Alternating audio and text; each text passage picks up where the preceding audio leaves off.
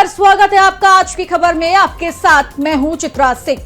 देश का बजट आने में अब कुछ ही घंटे बचे हैं, लेकिन बजट में किसके लिए क्या होगा, इसको लेकर लोगों में अभी से काफी उत्सुकता है।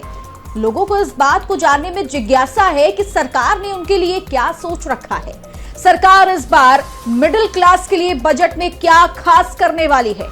मध्यम वर्ग के लिए सरकार ने क्या खास प्लान बनाया है। किसानों से लेकर युवाओं और उद्योगपति से लेकर छोटे कारोबारियों तक में बजट के बारे में जानने को लेकर काफी जिज्ञासा है। लोगों में बजट को लेकर काफी उत्सुकता है और इसीलिए हमारे संवाददाताओं ने अलग अलग शहरों में जाकर लोगों से इस बार आने वाले बजट को लेकर बातचीत की है।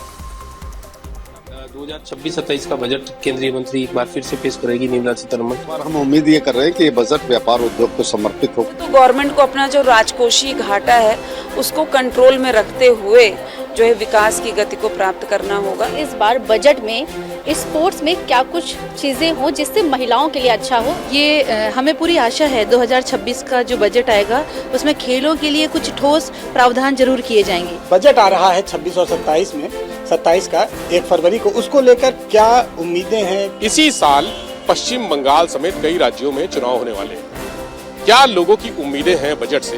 एक बजट, एक वर्षीय बजट ये सरकार 20 का सिक्का बनवा दे तो पूरा प्रदेश जो है सिक्का से पट जाएगा। जिस तरह देखा जाए अभी जो सोने के भाव है या चांदी के भाव है वो बढ़ते ही जा रहे हैं, इसके बारे में क्या कहना चाहेंगे आप? बहुत ज्यादा है हमारे हिसाब से। सामान्य वर्ग वाले टैक्स कितना कैसे भरेंगे, तो वो हिसाब से टैक्स में भी थोड़ा कम से कम बेनिफिट होए तो हमारे लिए और मध्यम वर्ग के लिए सबके लिए अच्छा रहेगा। वित्त मंत्री निर्मला सीतारमण 1 फरवरी को देश का बजट पेश करेंगी। चुनावी माहौल है, इसलिए बजट पर सबकी निगाहें हैं। कैसा होगा अगले वित्तीय वर्ष का आम बजट, इसको लेकर लोगों में काफी ज्यादा चर्चा है। किस सेक्टर को कितनी छूट मिलेगी, इसको लेकर लोग अभी से अलग अलग तरह के कयास लगा रहे हैं। लखनऊ के लोग बजट को लेकर क्या सोचते हैं, इसको लेकर हमारे ब्यूरो चीफ विवेक त्रिपाठी ने लोगों से खास बातचीत की है। 1 फरवरी को निर्मला सीतारमण केंद्रीय बजट पेश करेंगी। पिछला बजट 50 लाख करोड़ रुपए से ज्यादा का था। कृषि, एमएसएमई, टेक्नोलॉजी, एआई, इन चीजों को तवज्जो दी गई थी। अब की बार चुनावी साल है। अगले साल उत्तर प्रदेश में विधानसभा चुनाव होने हैं और इससे पहले इसी साल पश्चिम बंगाल समेत कई राज्यों में चुनाव होने वाले हैं। क्या लोगों की उम्मीदें हैं बजट से? हमारे साथ लखनऊ के कुछ प्रतिष्ठित लोग हैं, इनसे बात करते हैं।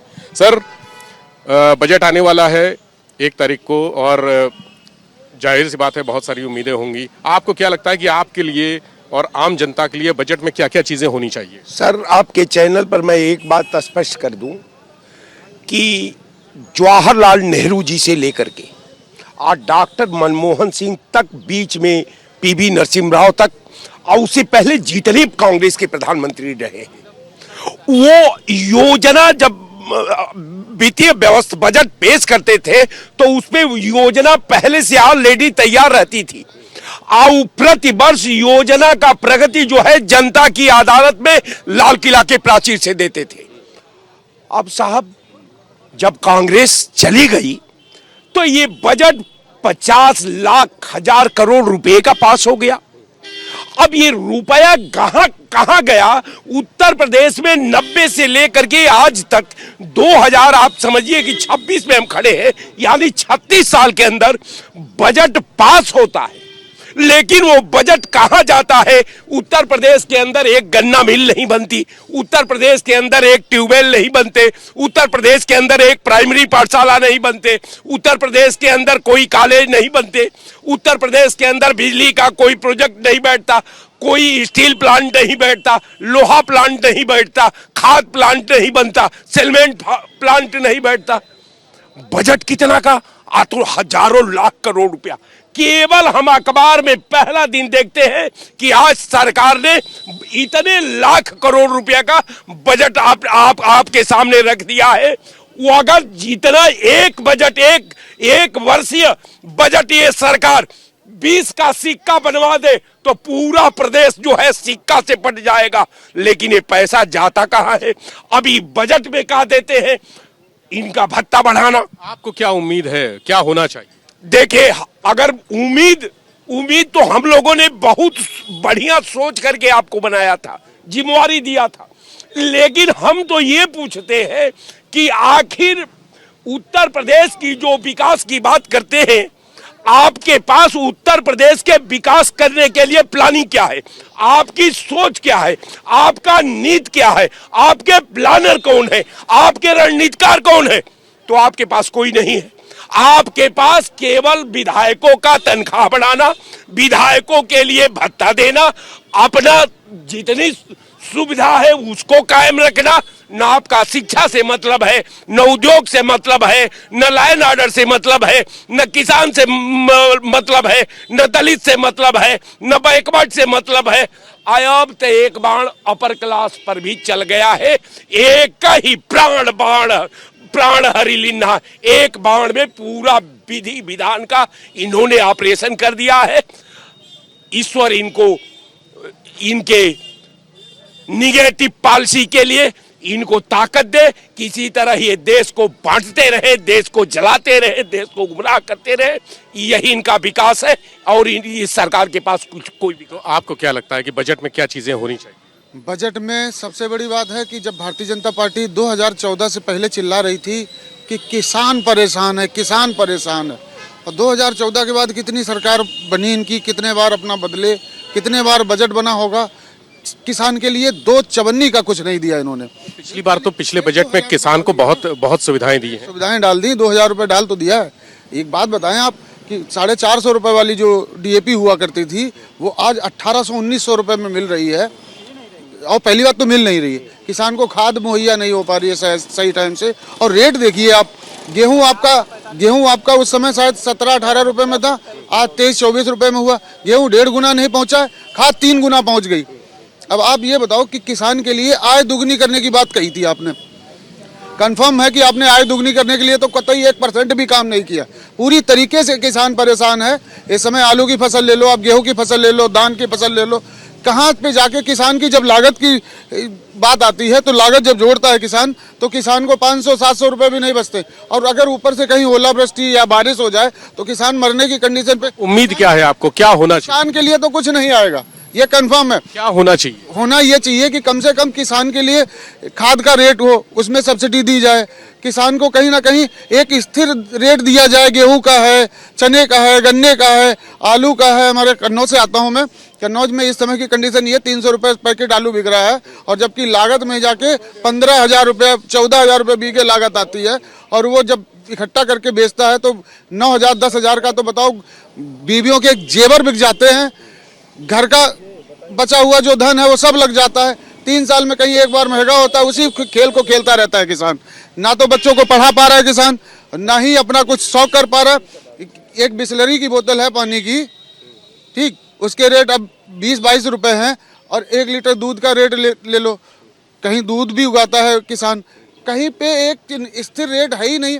व्यापारी बढ़ता चला जा रहा है, और किसानों के लिए तो कोई। किसानों के लिए इनका कहना है कि किसानों के लिए बहुत सरकार ने नहीं किया। हालांकि सरकार ने पिछले बजट में किसानों को बहुत सुविधाएं दी हैं, उनका दावा भी था, कई योजनाएं भी चलाई गई। आपको क्या लगता है कि किसान हो, महिला हो, युवा हो, गरीब हो, उसके लिए इस बजट में क्या होना चाहिए?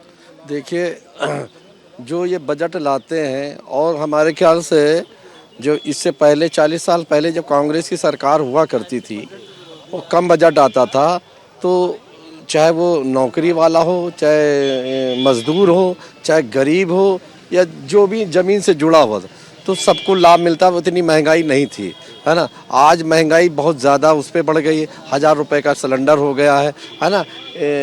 महिलाओं की जो है किचन इतना महंगा हो गया है, और शिक्षा महंगी हो गई है। शिक्षा, पहली बात तो सरकार को शिक्षा और इलाज ये बिल्कुल इस पर फ्री कर देनी चाहिए।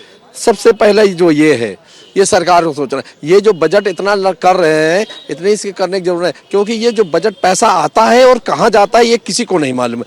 वो हमारा अपना ये राय है कि बजट इतना चाहे इसको कम कर दे, मगर शिक्षा और इलाज, क्योंकि शिक्षा और इलाज ये एक ऐसी चीज़ है कि हर आदमी को चाहिए, चाहे वो जमीन वाला हो चाहे ऊपर वाला। जिस दिन हमारे भारत में शिक्षा और इलाज फ्री हो जाएगा, हमारे देश बहुत आगे होगा। और दूसरी बात, एक चीज़ और कहना चाह रहे हैं, अगर मैं किसी पार्टी के लिए नहीं, सभी के लिए कह रहा हूं, और मैं नीचे से कह रहा हूं, पार्षद से लेके ऊपर तक, अगर लोग 100% जो पैसा पास होता है, अगर 50% ईमानदारी से पार्षद से लेकर और विधायक और सांसद के कोटे से जो पैसा होता है, अगर 50% देश के विकास में खर्चा किया जाए, तो हमारे ख्याल से जहां पर जल भराव है, जैसे खास करके नकलऊ की सरजमी पे जब बारिश होती है, तो आपको जानकारी हो, अच्छे गोमती नगर जैसा आदमी जल भराव हो जाता है। जो बच्चे हमारे पढ़ने सुबह जब जाते हैं तो उनके कपड़े छीप जाते हैं। अभी यहीं पे देखिए फजुल्लागंज जो नकलऊ से बिल्कुल लगा हुआ है, वहाँ पर मैंने अभी कई बरसातों में देखा कि छोटे छोटे बच्चे हैं। आज हमारा ये जो 75 साल पहले भी नहीं था, 75 साल पहले छोटे छोटे बच्चे बस्ता अपने सर पे और ड्रेस उतार के जाते हैं, चड्डी पहन के जाते हैं, फिर आगे हैंड पाइप पे धोते हैं, तौलिया से पोंछते, तब विद्यालय जाए। तो हमारे ख्याल से ये सब की जरूरत है। तो ये इतना जो लंबा पैसा बजट पास कर रहे हैं, इसकी कोई जरूरत नहीं। ये खास करके जहाँ जहाँ पर जल भराव हो, उसकी सुविधा ठीक ठाक हो जाए, और मेन शिक्षा और इलाज ये फ्री हो जाए, तो हमारे ख्याल से हमारा भारत बहुत आगे हो। शिक्षा और इलाज फ्री हो जाए, ये ज़रूरत जताई है। आपको क्या लगता है सर, बजट में किन चीज़ों को प्राथमिकता देनी चाहिए? देखिए सर, बजट बहुत इम्पोर्टेंट होता है। बजट हर 6 महीने में आता है, और बजट को सोच के ही आगे की रणनीति, चाहे घर के लोग चलें, चाहे महिलाएं चलें, चाहे देश का कोई भी नागरिक चलता है, और ये सोचता है कि इस बजट में अच्छा कुछ आएगा तो हमारे रहने का और काम काज करने का, चाहे खाने पीने की अच्छी होगी, सुविधाएं अच्छी आएंगी। हर चीज़ पे ध्यान देने की ज़रूरत है। इवन बजट में जो चीज़ आप पास करते हो, वो उसको चेक करने की ज़रूरत है कि हमने बजट में ये दिया है तो क्या उसका धरातल पे काम हो रहा है कि नहीं हो रहा है, उसको ध्यान देने की ज़रूरत है। दूसरी बात यह सर कि अभी देखिए, आप गैस का दाम बढ़ाए जा रहे हैं, चाहे आप देखिए खाने पीने की जो महंगाई बढ़ते जा रही है, लेकिन जो महंगाई भत्ते मिलते हैं, मैं खास करके मोदी सरकार मतलब सेंट्रल गवर्नमेंट से रिक्वेस्ट है मेरा कि महंगाई भत्ता बिल्कुल ही नहीं देते हैं। 3% से ज़्यादा, एक बार 4% मिला था जब कुछ भी नहीं था, बताते थे कि कोई ट्रिलियन में हमारा देश नहीं है, तो कांग्रेस के समय में 10% कम से कम महंगाई भत्ता मिला था। महंगाई भत्ता क्यों नहीं देते हैं? ये महंगाई भत्ता बढ़ाना चाहिए, तनख्वाह बढ़ानी चाहिए। स्टूडेंट के लिए मैक्सिमम आप सर बहुत सारे मिल्स जो स्कूलों में देते हैं, बजट में ही तो सब पास होता है, तो जो मिल्स देते हैं क्यों खिचड़ी पे क्यों रुक गया है कि खिचड़ी ही देना है? उसमें बच्चों को रोटी भी देनी चाहिए। खिचड़ी बना के आप कैसे भी खिचड़ी बना के दे रहे हो, उस पर मतलब खाने पीने में भी कम से कम बजट को ज़्यादा करना चाहिए। इवन सर आप क्लोथ देख लीजिए कितना एक ज़रूरत मतलब मिडिल क्लास के ऊपर सर कभी भी अगर बजट आता है तो महंगाई भत्ते पड़ते हैं। सोचो जिसका 2-3 लाख रुपया पेमेंट है, उसका 3% बढ़ाने पर उसकी तनख्वाह तो बहुत ज़्यादा बढ़ जाती है। आपका कहना है बढ़ना चाहिए, लेकिन जो एक मनरेगा के जो लोग हैं, जो गरीब लोग हैं, जिसका 500 रुपया दिहाड़ी है, दिहाड़ी पे विशेष ध्यान देना चाहिए सर। जो गरीब लोग हैं उनको उनका ध्यान देना चाहिए, उनकी तनख्वाह आप करनी चाहिए, क्योंकि महंगाई बहुत हो चुकी है। 500 रुपया ले जाके वो क्या खाएगा क्या नहाएगा बताइए सर। एक साबुन देखिए सर 20 रुपये में मिलता है। आप तेल का दाम देख लीजिए सर, तो नमक का इनफेक्ट नमक देख लीजिए सर, जो सबसे सस्ता माना जाता है, आज वो इतना महंगा हो चुका है। तो बाजार में जाइए सर, 500 रुपया लेके कितनी सब्जी लेके आते हैं हम बताइए, तो कैसे देश चलेगा? तो महंगाई जिस तरह से आप बढ़ा रहे हैं, उसी तरह से लोगों की तनख्वाह भी बढ़ा जाए। क्या गरीब होता है? उसके लिए तो 500 रुपया दिहाड़ी दे रहे हैं, 600 रुपया दिहाड़ी दे 600 रुपया में दिन भर खटता है तो 600 रुपया लेके जाता है, चाहे 500 रुपया लेके जाता है, कोई तो 400 रुपया देता है सर। 400 रुपये अपने घर द्वार बाल बच्चों को कैसे चलाएगा सर? इस सही कही इन्होंने।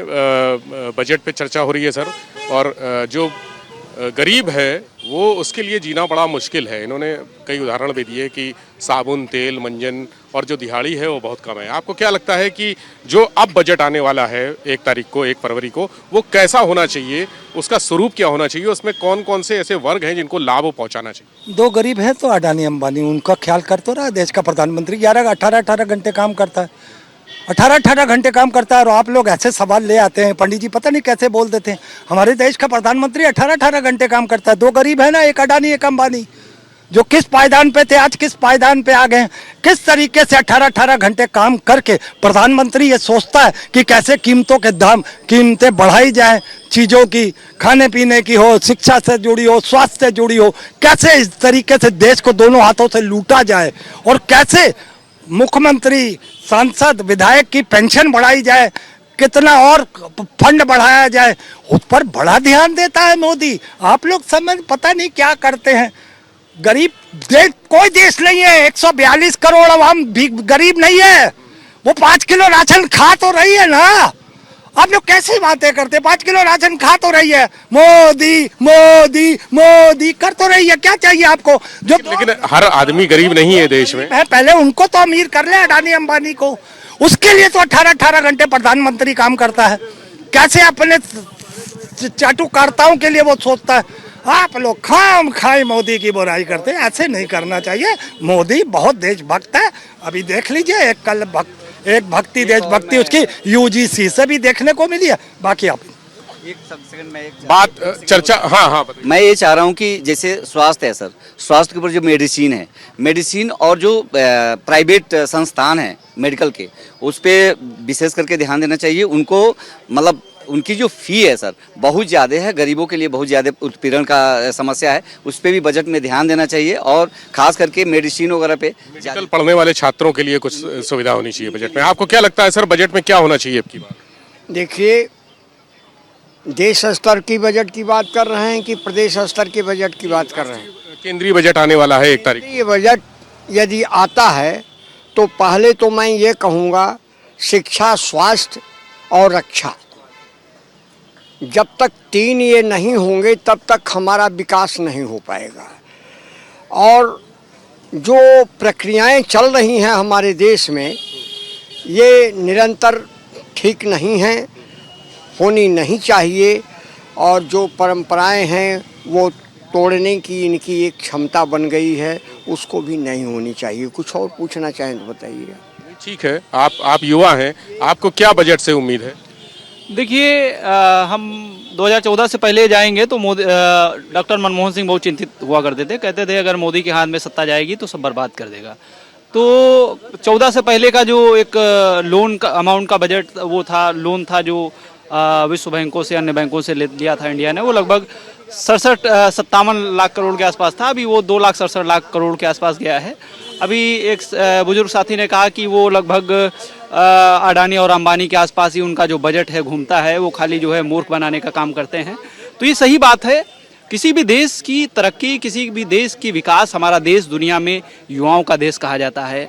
आज रिसर्च के क्षेत्र में, इनोवेशन के क्षेत्र में, टेक्नोलॉजी के क्षेत्र में कोई काम नहीं कर रहा है। वो केवल अडानी और अंबानी की झोली भर रहा है। और उससे बैकडोर से आप देख लीजिए उठा के, लोग कहते हैं कि भारतीय जनता पार्टी विश्व की सबसे बड़ी पार्टी है। दुर्भाग्य है देश का कि मैं ये कह रहा हूँ कि जिस तरीके से उसके पास लगभग 10,000 करोड़ रुपए उसके कोष में जाता है, इनडायरेक्टली अडानी के द्वारा, अंबानी के द्वारा, नीरव मोदी के द्वारा, विजय माल्या के द्वारा, तो ये दुर्भाग्य है। हम देख रहे हैं कि हमारे आसपास ही चाइना आज़ाद हुआ था, आज वो कहाँ से कहाँ चला गया, क्या से क्या बना रहा है। और हम रिसर्च पे काम नहीं करेंगे, टेक्नोलॉजी पे काम नहीं करेंगे, इनोवेशन पे नहीं। पिछले बजट में AI पर फोकस किया गया था, टेक्नोलॉजी पर फोकस किया गया था, इसके लिए एक अच्छा बजट आवंटित किया गया था और उस पर काम भी हो रहा है, काफ़ी काम हुआ। मैं अभी रिसर्च स्कॉलर हूँ, अभी मेरा PhD सबमिट होने वाला है, बहुत लंबा समय नहीं है। मैं देख रहा हूँ कि एक मिनिमम लगभग 6% का प्रावधान करने की बात की थी। लगभग अभी जो मौजूदा हालत में स्थिति है वो 0.5%, 50% के आसपास ही दौड़ रेंग रहा है। तो जहाँ पे हमारे पास लगभग 60% की आबादी यूथ है, उस पर कोई अप्रेंटिसशिप का नहीं है। लोग जो है करोड़ों लोग जो है डिग्री सब कागज़ की डिग्रियां लिए घूम रहे हैं। और हम देख रहे हैं जितने भी डेवलप कंट्रीज़ हैं वहाँ पे एजुकेशन को प्राइमरी, मतलब एक बच्चा, अभी तेलंगाना की हम बात कर रहे थे, अभी लगभग सरकार ने 1.5 लाख स्कूल बंद करने का काम किया है। इससे बड़ा देश के लिए दुर्भाग्य कुछ नहीं हो सकता है, क्योंकि जो एजुकेशन है, आप एजुकेशन की बात नहीं करेंगे, तेलंगाना में एक बच्चे के लिए स्कूल, टीचर और जो प्यून, जो पूरी एक व्यवस्था है उसको लागू करते हैं। भारत में ही आप 2 भारत क्यों कर रहे हैं भाई? आप जब तक एजुकेशन पैटर्न को ठीक नहीं करेंगे, जब तक आप हेल्थ को फ्री नहीं करेंगे, तब तक हम एक डेवलप कंट्री नहीं हो पाएंगे। हमारे पास बड़ी संभावना है, हमारे पास यूथ कैपेसिटी है, शायद आज से 50 साल बाद नहीं होगी हमारे पास यूथ कैपेबिलिटी। तो आप लोगों को जो है सोशल मीडिया का झुंझुना दे रहे हैं। लोग 8-8 घंटे, 10-10 घंटे सोशल मीडिया पे बिजी है, कुछ काम नहीं है। अभी कई सारे देशों ने जो है सोशल मीडिया को बैन किया है। बच्चों के लिए बच्चे 1 घंटे देख पाएंगे, यूथ इतने घंटे यूज कर पाएगा, मतलब एक पर्सनली अकाउंट है उसका। यहाँ पे तो कितने अकाउंट हैं, यहाँ पे एक संभावनाओं का हब देखा जा रहा है। अभी ये बड़े बड़े जो एंटरप्रेन्योर हैं, जो उद्यमी हैं दुनिया के, वो भारत की ओर आंख गड़ाए हुए देख रहे हैं कि ये इंडिया है, इसको लूटा जा सकता है, कैसे लूटा जा सकता है। अभी 2,67 करोड़ हज़ार करोड़ रुपए जो लोन में हुआ है अभी, और ये बढ़ेगा, इंक्रीजमेंट होगा। ये सब लुटेरे हैं, ये सब देश को लूट रहे हैं, चंद मुट्ठी भर लोगों को हाथ में दे रहे हैं, और आने वाले समय में इस देश का युवा कटोरा लेके भीख मांगेगा। इसके अलावा कोई विकल्प नहीं है, क्योंकि हम देख रहे हैं जितने भी उद्यमी हैं, जहां उनका पेट भरता है वो कहीं दुबई भागते हैं, कहीं यूएई भागते हैं, कहीं जर्मनी भागते हैं, कहीं फ्रांस भागते हैं, कहीं लंदन भागते हैं। तो आप इसकी क्या गारंटी देंगे? आप एक तरफ आप नीरव मोदी को भगा देते हैं, विजय माल्या को भगा देते हैं, मेहुल चौकसी को भगा देते हैं। चलिए समझ गए, विषय से भटकेंगे नहीं, चूंकि हम लोग बजट पे बात कर रहे हैं। और बजट पे आपको क्या उम्मीद है, क्या होना चाहिए? बजट तो आना चाहिए, अच्छा आना चाहिए, क्योंकि और सस्ता भी होना चाहिए सब सामान। सब महंगाई देख लीजिए, इलाज देख लीजिए, शिक्षा देख लीजिए, इतना चरम सीमा पर प्राइवेट सब हो रहा है, तो बजट आ रहा है तो उस पर कितना एक कवर करेंगे। तो जो सरकारी संस्था को आप बिल्कुल निजीकरण करेंगे तो देश की हालत तो आने वाली बहुत दूरी हो जाएगी। चाहे शिक्षा समझ लीजिए, चाहे अमीरी गरीबी हो जाएगी। समझिए, मोबाइल देख लीजिए आप, घर घर ये टेक्निक जो आसमान से चलने वाला, ये इतना महंगा है कि आपका योजना सारी रुक जाएगी, सारी सुविधा बातचीत करना सब बंद हो जाएगा। अब बस का किराया देख लीजिए, चाहे साधन से कोई कहीं, ट्रेन भी नहीं बढ़ा रहे हैं लोग, कोई यात्रा में आना जाना प्रदेश भी दिक्कत परेशानी हो रही है। तो महंगाई तो बढ़ती जा रही है, इस पर भी ज्यादा रोक होना चाहिए। महंगाई बढ़ रही है इनका कहना है, तो बजट भी आ रहा है, 1 तारीख को केंद्रीय बजट आएगा। आपको क्या लगता है कि बजट में कौन कौन सी चीजें होनी चाहिए जो आम आदमी के लिए हितकारी हो? देखिए, हम तो चाहते हैं कि बजट ऐसा है कि पूरे भारत के जो गरीब जनमानस है उनके हित में आए, स्वागतपूर्ण बजट आए। हम तो सरकार से मांग करते हैं कि बजट आने के पहले वो भारत की शिक्षा मुक्त कर दें, शिक्षा मुक्त हो जाए, सभी जात बिरादरी के लोग, जो सभी समुदाय के लोग, सभी बच्चे पढ़ें अच्छे से। जो पढ़ा नहीं पा रहे हैं बच्चों को, इतनी महंगी शिक्षा हो गई है, जो निजीकरण शिक्षा का हुआ है, ये डिग्री कॉलेजेस खोल करके इंजीनियरिंग कॉलेज, मेडिकल कॉलेज ये लूटने का काम कर रहे हैं लोगों को, या तो इनको बंद कराया जाए, शिक्षा मुक्त किया जाए। दूसरी चीज़, स्वास्थ्य बहुत ज़रूरी है, स्वास्थ्य मुफ्त किया जाए, जो गरीब लोग हैं उनका इलाज मुफ्त में हो। इस तरह से अगर बजट आए तो स्वागत पूर्ण है, हम लोग स्वागत करेंगे सरकार का। और मुझे तो पूरा भरोसा है कि माननीय आदरणीय आदित्यनाथ योगी महाराज जी, उत्तर प्रदेश के जो सीएम हैं, और माननीय प्रधानमंत्री जी, भारत के प्रधानमंत्री हैं, वित्त मंत्री जी निर्मला सीतारमण जी बहुत पढ़ी लिखी हैं। पूरी उम्मीद लगाए हम लोग बैठे हैं कि ऐसा बजट आएगा, हम लोगों के अंदर खुशहाली जागेगी। आज सोना देखिए कितना महंगा हो गया है। आप अपने पत्नी से कह दे कि अभी जाइए एक अंगूठी बनवा के ले आइए, तो हम समझते हैं कि आप 3 दिन अपने घर नहीं जाएंगे। ये पोजीशन हो गई है।